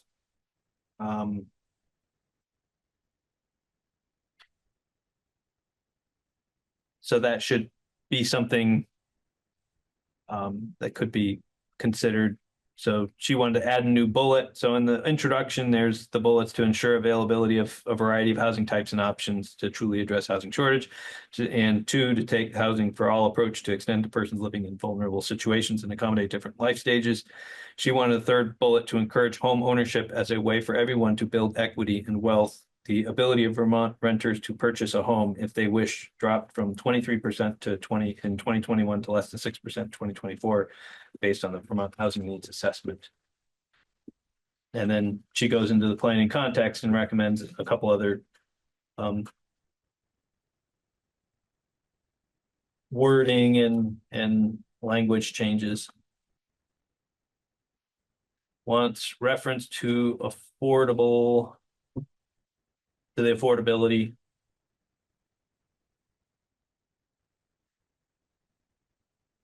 I mean, I guess my thought is just that if she's suggesting certain housing data, you said you review with CVRPC, that we could do that, but I'm not sure. This is also something that maybe, we revisit next year in Yeah. year and a half. Yeah, and this will actually come up. And maybe I'll jump ahead really quick for that. The last thing on your list, I've got a couple others that we emailed out earlier, was the housing committee list. And basically my comment was, this is just too much too late. It would take a big lift. It's a substantial amount of changes. Some of these things we're already doing. There's a lot of things that we are recommending that aren't in this list. So it would require a large 4 to 6 month process to. I liked a lot integrate of the those. suggestions that are new. It's just we don't have time to digest it. Some of it it's going to cost staff dollars and other things. Like we just don't have time to look at it. But I think it can be whenever we decide to do our next review, like let's bring it right up or let's have a joint meeting with them. However we do that. But Yeah, as soon as I started looking at that, I was just thinking, where was this? Met with them last year around a this year time, ago. like April, and said, Yeah. let's get some comments. And it just took them. We got this the day of your public hearing. So our public hearing. So Well, I'm still grateful that they have gotten us Yeah, some they No, some that's good yeah. comments and. But I think agree it's with good. that. It's good. They're good Yeah. comments. Yeah. They're good comments. But I agree with Gabe that Yeah, right. that we need to implement them later. I agree too. And revisit. Yeah. So that was a little bit of my thought with the Sandy's comment, and with this other one is that this may be one where we recommend the council approve the plan, and then, we'll go through, do the zoning updates, and then this winter we can, while they're doing the public hearings, we can start working on the next revision, and maybe housing is the first one to work on based on the amount of comments that we have. Yeah, I think we should totally, stress that when we're presenting that to city council, that this is such a all-encompassing document that we are going to need to keep working on it. Focusing staff time on effort to existing utilities and needs and not efforts on CCR.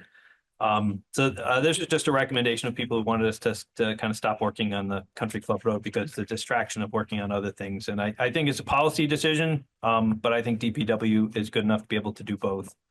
And so that my recommendation is not to make changes. Agreed.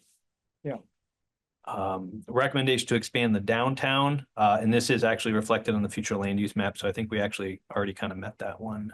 The future land use map is bigger than our designated downtown. So, Can I just ask, is there a new future land use map? there is a new future land use map. I don't have it printed out here for you, but we will get it posted online. We have everything in unpublished format Yeah, right now, and we just have to kind of hit the publish button and cool. I am eager to see it. Yeah, we did a revision and then well, actually, we gave you guys some of the revision at the other public hearing. And then since then, when a couple of comments people made about Murray Hill, we did some reviews and found there were a couple other things that we needed to adjust on it. So Okay. there is a revised version. Great. Comment on historic resources, suggestions. The chapter gives the impression we wish to preserve everything before 1970. Means we cannot replace housing. So combined with other comments, it sounded like the person would like less protection of historic resources and the district as a whole. I personally disagree, professionally say that our historic buildings make our downtown unique. The amount of protection we provide is a policy for the commission and council to decide. We aren't looking to preserve everything, but it's a good place. But is there a good place or way to say that? So we do allow, and we have approved the demolition of buildings. And so it's not there, but at the same time, we aren't looking at having wholesale urban renewal and wiping out whole blocks of housing either, because that's not going to necessarily help us in the long run, in my opinion. No, I think that there's things around historic preservation that we can definitely fiddle with. But I don't think anybody wants urban renewal.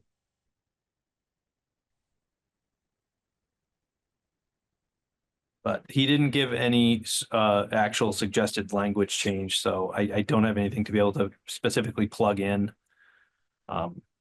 Be great to put some double pane windows in there. We have fixed that. We have gone through to fix the zoning and come to an agreement that says we can weatherize things and put in double pane windows, which under the old, and this also comes up a lot. People sometimes don't realize they're thinking the world is the way it was when they were working on permits in 2008. And, in 2022, we completely rewrote the regulations for design review, and there have been just no issues. It's been so much easier.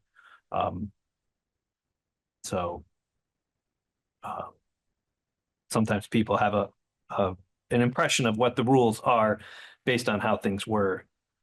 The Meadow Historic District is misleading. So we're going to go through and make a reference. The downtown is a national register. The Meadow and Granite Street are state registered. So we've clarified that in the legend.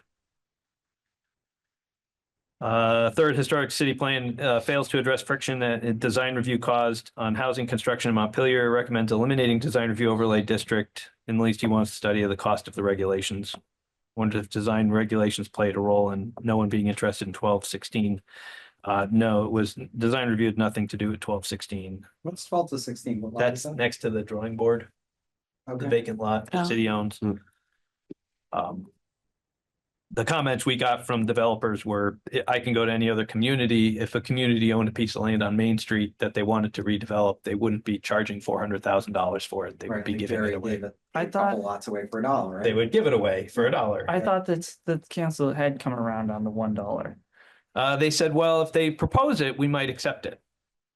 But the RFP says it's $400,000 and we would be open to whatever. But the comments we got back was, yeah, we're not going to pay for something that other places would give us away for free or for $1. But back to the bigger question, again, this goes back to that comment I was making.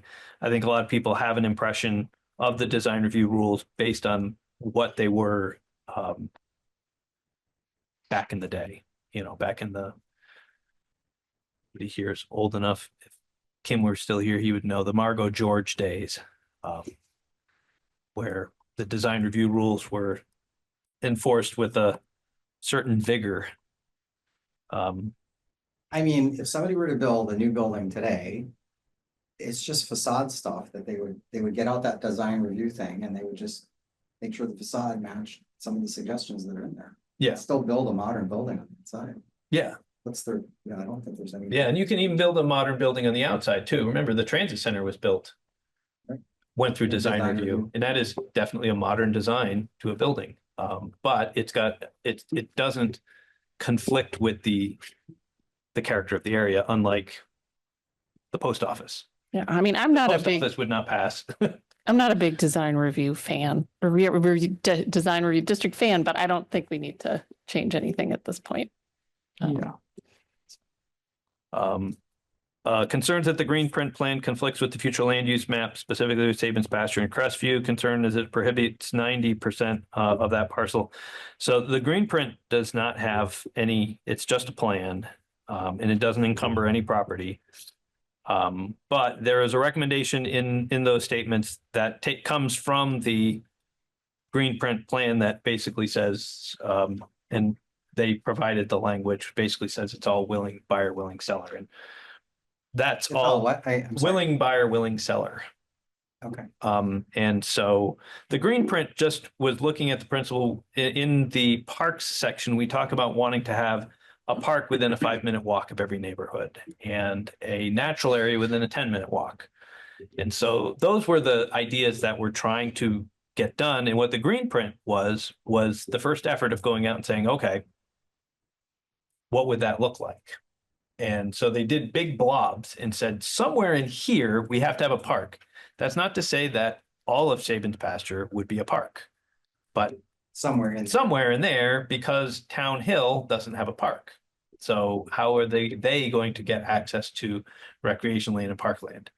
And so the idea was, and in the plan document, it says, this is all willing buyer, willing seller. We would work with the property owner to purchase. And if they're not interested, then it moves on. And the same with trails that connect these. So you should have trails that connect through them. Same idea. I'll point out my house has a 400-foot path that runs right over the top of my house. It's just a plan. It doesn't mean it's literally going to be a path going over my house.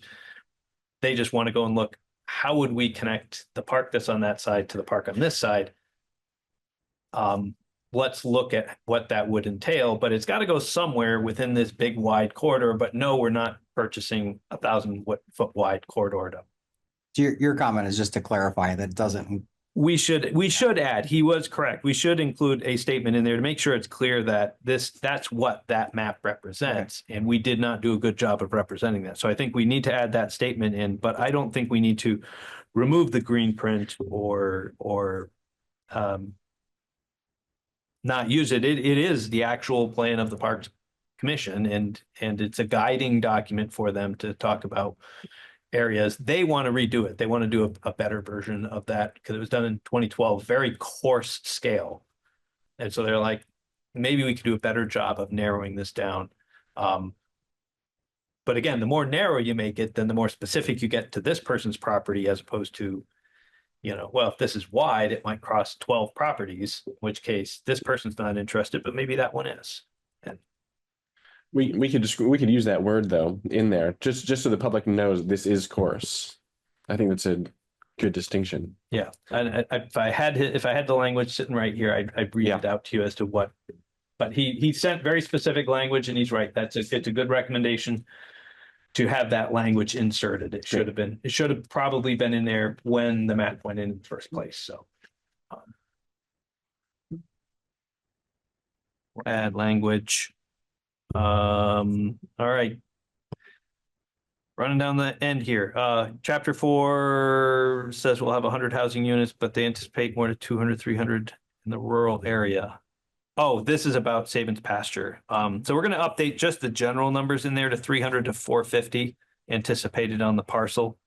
Not really splitting between the riverfront and the rural, just to go through and say this is specific to Sabins Pasture. There was a comment that said in Sabins Pasture, we anticipate 100 housing units.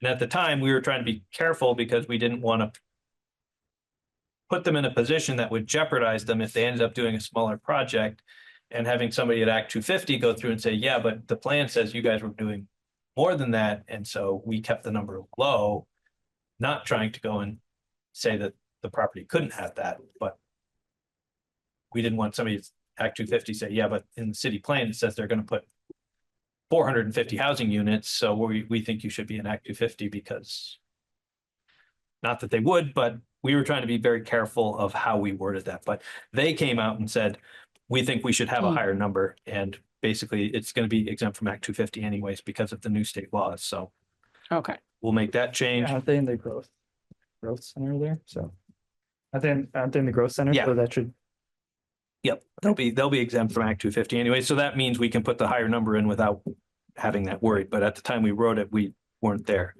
Oh, here's actually the language, the Greenfield language. In the spirit of volunteerism, voluntary land conservation actions will be determined by the landowner's willingness to participate in identified conservation initiatives. That's the language from the green print. yeah, sounds good. Comments made in text in the archive does not always match with the document. So this is going to be a thing. It's just going to have to be a thing. We have maps. And the text says, see on the map on the right. And then when we make it into an archive, the map is below it. And Yeah. they're saying, but it's now wrong. And we're like, well, technically, we can't change it. Right. So It is what Sorry. it is. it is what it is because it is the archive copy. It will be what it is. Add streets, water courts, residential structures, property boundaries. This is what I talked about earlier. We'll do this to appear at scale. So as you zoom in, it will add things in. As you zoom out, it will take things away. The housing committee list, this is up to you. I guess we've kind of decided that one. We're putting this on a list of things we're just going to tackle next year with the other one to add in. A member of the city council, and I think the city council as a whole, has said they want to do a housing needs assessment. So that's for the city. That's going to take 6 to 8 months. So if you add the 6 to 8 month housing needs assessment, which would be a great piece of information to plug into your city plan, and you add in the comments we get from the housing committee of new changes, new ideas they want to add in, and Sandy Fitzhume's comments and a couple others, I think we're in a place where it's like, we adopt this plan, the recommendation, we adopt this plan. We come back next year to do a deep dive based on all the new information that we get. Agreed. Yeah. Can I add one more comment on specific thing? I'm sorry, if this was addressed somewhere, but Thomas had also mentioned that at least he used the example in arts and culture in the storyboard for some of the like historic buildings. There's 2 lines of text in the storyboard, and then when you PDF it, it only shows those 2 lines of text in the PDF. Whereas online, you can kind of click to expand the text, but right now, when it's PDF'd, you can only see the first 2 lines. So getting the PDF version fixed to make sure that it encompasses all of the text. And I know that was like for arts and culture, but I don't know if that's the same for other chapters as well. So under use the map to explore some of Montpelier's most notable cultural and artistic attractions, Vermont Historical Society. Then it has 2 lines of text. And then when you click on it, it expands Oh, to more text. But in the PDF version, when you download it, it only shows that 2 line of text. text. Okay, Yeah. got it. I will let him know that's true. That is correct. We should make sure that is all in there. And for all the chapters too, because that was just caught on arts and culture. All right. And I know we're up against the wall. I have to just check this real quick because Am I able to bring up one additional thing? Yep. Or, okay. Apologies for doing this, but I'm thinking about the math that we put forward earlier. And for housing, 75 units per year, 10 years is 750, 20 years is 1,500. Yep. Do we want to go in that direction? Do we want to revisit this? Instead of 1,000. So the numbers. Well, if it's 75 per year, if that's our base, our goal, then that's 1,500 over the course of 20 years instead of 1,000. I mean, I'm comfortable using 1,500, but yeah, the numbers that Gabe had thrown out Yeah, which is also were variable, right? right. But if we just want one number, I'm good with 75, You're good with 59. okay. 1,500. Other thoughts? It's fine. so we're I also think 7:30, this is when you sneak that. well, It also is true that we, in our current plan, it says 1,000. That's what people have been reviewing, and we did hear 1,500, 2,000 plus at last meeting, so I think it's more reflective of that. And the math is correct. All right, so the other ones I had on my list to make sure that we checked, one was Gabe's, so we got that. One is John Copan's. Oh, right. So he had 4, which we've kind of talked a little bit about. So he had the River Edge Master Plan, the Downtown Building Flood Resilience Assessment, the Watershed Collaboration Beyond Montpelier's Borders, and growing the culture of emergency preparedness. I thought that growing the culture was part of Maple, but the other ones, we can certainly go through and add them in. I mean, I thought we had some of these kind of reflected in there, but he's been doing a good job of reviewing it. The River Edge Master Plan is not in there, so we can add that in. But there's also a lot in there that's high priority. So a little bit of the concern I had for him was we just can't have everything high priority. It just doesn't work that way. Yeah, I mean, the River's Edge Master Plan is a great idea. Maybe we bump it down to a medium.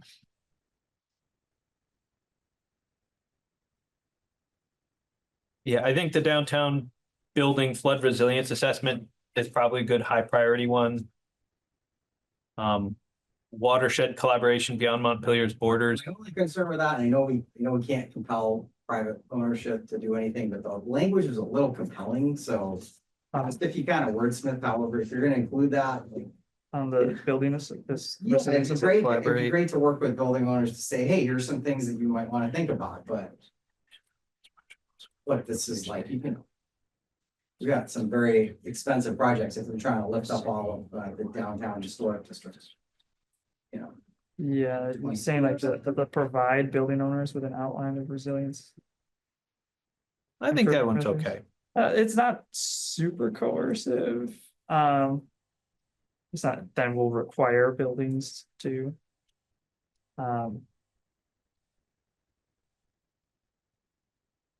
Obviously, we need people to voluntarily improve their buildings.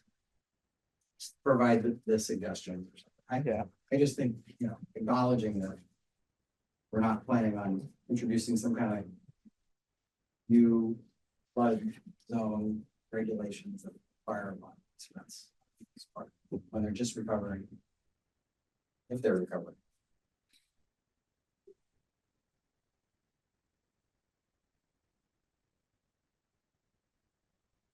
Maybe watershed collaboration should be a meeting plan.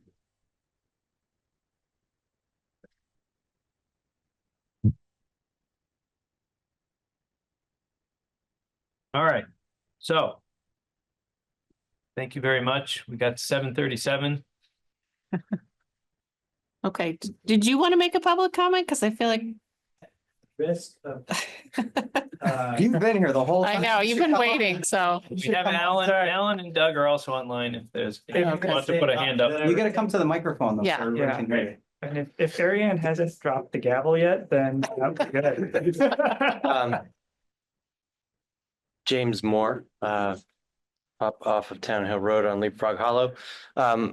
All wanted to say thank you, like sitting here the whole time and recognizing that most evenings you don't even have folks like me hanging out with you, but maybe you just have folks who are not thrilled with what you're doing.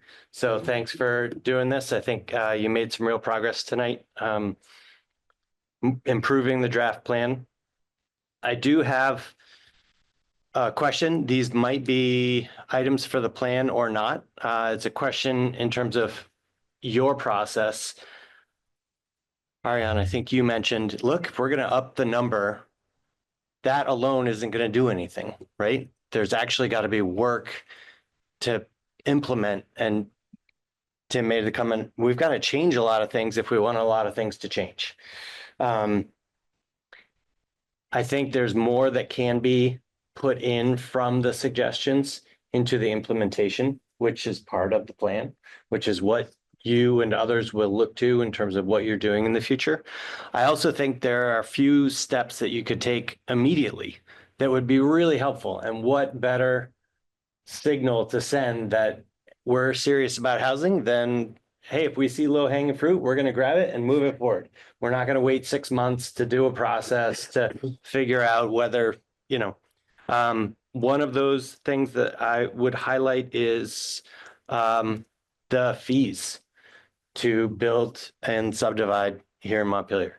I'm doing the simplest subdivision possible, 2-lot subdivision. I've got $1,700 into it between state and municipal, and I'm not even through the subdivision process. And then you've got zoning, and you've got building, and you've got utility interconnection. So I think it was one of the recommendations from the Housing Committee. You also heard it from some of the public. I think putting something in the implementation saying we are going to look to reduce Review and fees. eliminate fees Yeah. would be a I big agree step with that. forward. Review the fees, reduce it where possible. I'm not sure if the appeals window is required to be 30 in statute. Mhm. It is. Yeah, I thought so. I was worried about that. It's one of the reasons we pushed so many things to be administrative, was that way we would get out of it. Yeah. But it hasn't affected the subdivision, but that's why we're going to try to look at making some subdivisions administrative. Yeah. Because everything administrative has only a 15-day appeal period. So that's why we've made as many things as we can administrative. Fantastic segue, excuse me. I think you all, whether it's probably not in the plan, but maybe it's just a separate memo to the city council suggesting the change. It's literally changing like 3 words in the zoning regs. We've talked about the subdivision process and what kicks into major site plan review. Right now, the zoning documents read that it's unless it is 1 or 2 units, it has to go into major site plan review. You could change that to unless it is more than 6 units. 6 units. I think we Or- probably agree with that, but there is a process for zoning amendments, which Yeah. is longer than that's. Longer than sending a memo. It's yeah, And we're, it's a public hearing and yeah, we're going, as soon as this city plan is done, our next You dive in it. goal is to go back to the to zoning. zone. Great. And you should come in for all those. Yeah. With all I your can't wait. friends. With all your Yeah. friends, because you know who's gonna come here also, all the people that don't want that. I do. Yes. So I'll leave it at that. Thank you. General comments. John from the Peanut Gallery. Thank you so much for being here. Okay, that's great. So I think we can add something in the fees about that section. And then we can do C and D on April 15th, right? Yeah, just so everybody's knows, I looked at the calendar for when the next council meetings would be lining up. And so our next meeting is April 14th. So rather than approve everything and have people get a little bit upset about the fact that we approved it and you guys don't have the actual copy in front of you, we will make all the changes and have everything done for the 14th. And then at that point, as long as no changes are made at that meeting, we can simply approve that plan with the required report if there are any changes to it and forward those to city council, because their meeting is May 14th. So we have to have a 30-day window. That's our 30-day window, but Perfect. Good job, Mike. so I'm assuming no one online wanted to make comments. they didn't- would have raised their Okay, hands. they would have raised their usually- hands. Okay, we're just gonna. If they've got something, I'm sure they'll be in touch with me in the morning. Okay, Because of this meeting, are we now not meeting next week? We don't meet next We week don't. because it's the first, we meet the second Oh, and okay. fourth. Just how it lines up with the month. Yep. Yes, This just happened to be the 5th Monday, so we got one extra gotta meeting. get it. Right. Well, good job, Mike. That was a lot of work. We did it. All that Give stuff. it nice. And I'll try to be done because we're gonna want to proof it as much as we can because they'll go to council. So we'll try to be as get everything in, make all the changes that we can, and then get it back to you guys. Awesome. Great. okay. Does anyone want to move to adjourn? I'll move to adjourn a second. All right, we got Tim and Sean. Okay, all those in favor? Aye.